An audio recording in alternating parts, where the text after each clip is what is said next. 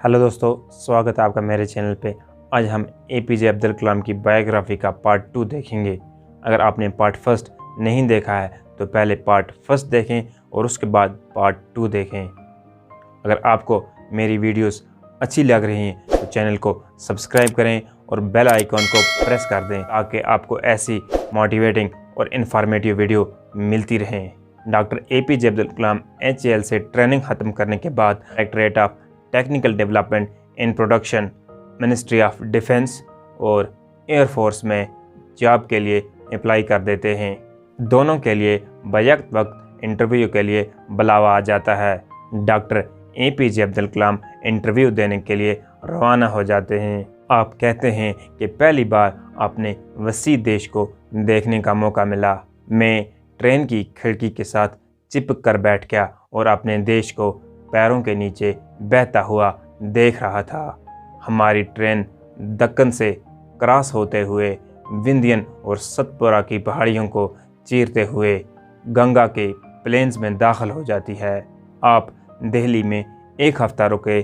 DTDP का interview देने के बाद आप देहरादून चले जाते हैं। देहरादून में आप एयरफोर्स के लिए इंटरव्यू देते हैं और जब रिज़ल्ट आता है आपका नंबर 9वां था जबकि सिलेक्शन 8 लड़कों की होती है। आप इस नाकामी से बहुत ही मायूस थे। आप ऋषिकेश चले जाते हैं, वहाँ गंगा में स्नान करते हैं और उसके बाद आप शिवानंद आश्रम चले जाते हैं। वहाँ आपकी मुलाकात स्वामी शिवानंदा से होती है। आप स्वामी जी को अपनी पूरी दास्तान सुनाते हैं। स्वामी जी आपको बताते हैं कि एयरफोर्स में जाना आपकी तकदीर में नहीं था, आप इसको कबूल करो और ज़िंदगी में आगे बढ़ो। आप दिल्ली पहुंचते हैं और डिफेंस मिनिस्ट्री में रिज़ल्ट मालूम करते हैं। बदले में आपको अपॉइंटमेंट लेटर थमा दिया जाता है। दूसरे दिन आप DTDP में सीनियर साइंटिफिक असिस्टेंट की पोस्ट पर 250 रुपये माहाना की तनख्वाह पर ज्वाइन कर लेते हैं। 3 साल के बाद बेंगलोर में एरोनॉटिकल डेवलपमेंट एस्टेब्लिशमेंट कायम होती है और आपको यहाँ पोस्ट कर दिया जाता है। ADE में पहले साल कुछ ज़्यादा काम नहीं था। दूसरे साल आपको होवरक्राफ्ट बनाने का प्रोजेक्ट मिलता है। आपने होवरक्राफ्ट के बारे में बहुत सारा लिटरेचर पढ़ा लेकिन कुछ ज़्यादा इन्फॉर्मेशन हासिल नहीं कर सके। इसके बाद आपने अपने तजर्बात शुरू कर दिए। VK कृष्णमेनन तब के डिफेंस मिनिस्टर थे और चाहते थे हिंदुस्तान एक अपना इंडिजीनियस होवरक्राफ्ट बनाए और डॉक्टर एपीजे अब्दुल कलाम ने 2 साल के अंदर ही एक प्रोटोटाइप होवरक्राफ्ट बना दिया। लेकिन उसके बाद होता यह है कि डिफेंस मिनिस्टर बदल जाते हैं। एक नया डिफेंस मिनिस्टर आ जाता है। उनके अपने ख्यालात और इंटरेस्ट थे और होवरक्राफ्ट का प्रोजेक्ट बंद हो जाता है। होवरक्राफ्ट बनाने का सपना एक सपना ही रह जाता है। इसके बाद आपको Indian Committee of Space Research INCOSPAR में रॉकेट इंजीनियर की पोस्ट के लिए इंटरव्यू देने के लिए बुलावा आ जाता है। आप इंटरव्यू देने के लिए मुंबई चले जाते हैं। इंटरव्यू पैनल में 3 लोग थे। Doctor Vikram Sarabhai, director INCOSPAR, professor MGK Menon, director Tata Institute of Fundamental Research और mister Saraf, deputy secretary atomic energy commission. आप कहते हैं कि डॉक्टर विक्रम साराभाई ने मेरी प्रीवियस नॉलेज चेक करने की कोशिश नहीं की बल्कि मुझसे नई इजादात की पॉसिबिलिटी ढूंढने की कोशिश की। अगले ही दिन आपको इंस्कोपार में रॉकेट इंजीनियर की पोस्ट पर रख लिया जाता है।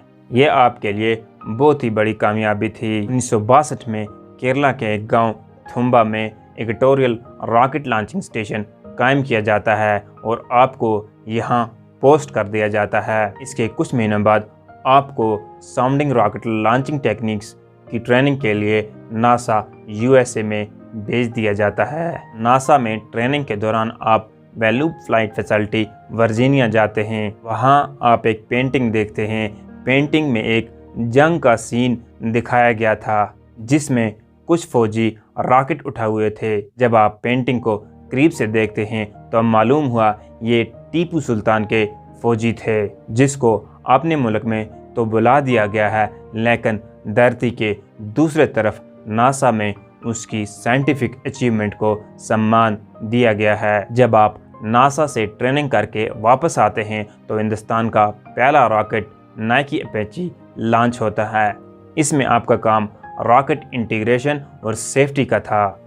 नाइकी अपैची की कामयाबी के बाद doctor Sarabhai doctor APJ Abdul Kalam और थुम्बा के दूसरे साइंटिस्ट के साथ इंडियन सैटेलाइट लॉन्च व्हीकल की बात करते हैं। इसके साथ ही आप rocket assisted take off system RATO, जो एक मिलिट्री एयरक्राफ्ट में इस्तेमाल होता है, के बनाने का मशवरा भी देते हैं। डॉक्टर विक्रम साराभाई हमेशा नए नए तरीकों से तजर्बे करते थे और हमेशा यंग साइंटिस्ट को मौका देते थे।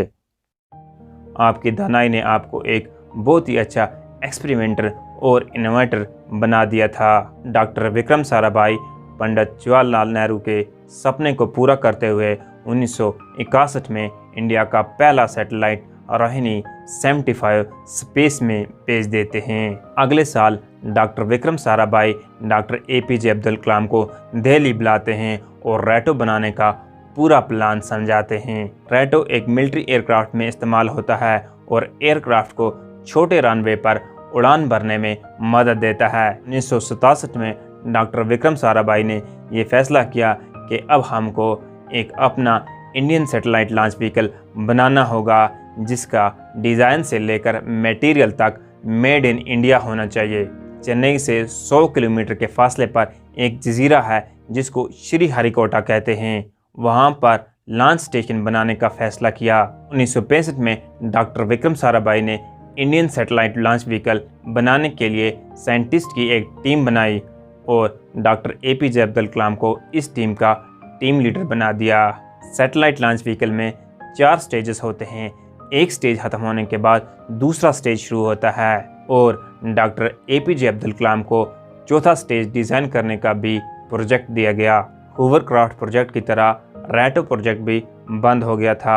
आपको इस चीज़ का बहुत ही सदमा और मलाल था, लेकिन नाउम्मीद नहीं थे। अब आपको अपनी कामयाबी SLV में दिखाई देती है। आप कहते हैं 30 दिसंबर 1971 को दिल्ली में एक मिसाइल पैनल की मीटिंग अटेंड करने के बाद मैं त्रिवेंद्रम वापस आ रहा था। प्रोफेसर साराभाई से टेलीफोन पर बात होती है। उन्होंने कहा कि कल मैं थुम्बा आ रहा हूँ, मुझे त्रिवेंद्रम एयरपोर्ट में मिलना।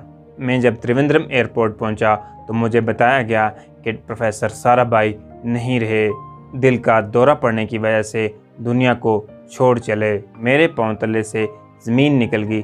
चंद ही घंटों पहले मैंने उनसे बात की थी। डॉक्टर विक्रम साराभाई के बाद प्रोफेसर सतीश धवन ने इसरो की रिस्पॉन्सिबिलिटी संभाली और थुम्बा रॉकेट स्टेशन का नाम बदलकर विक्रम साराभाई स्पेस सेंटर रख दिया जाता है उस इंसान के नाम पर जिसने इसकी बुनियाद रखी थी। डॉक्टर बहरम प्रकाश VSSC के पहले डायरेक्टर चुने जाते हैं। डॉक्टर सतीश धवन ने डॉक्टर बहरम प्रकाश से मशवरा करके डॉक्टर एपीजे अब्दुल कलाम को SLV-3 का प्रोजेक्ट डायरेक्टर बना दिया।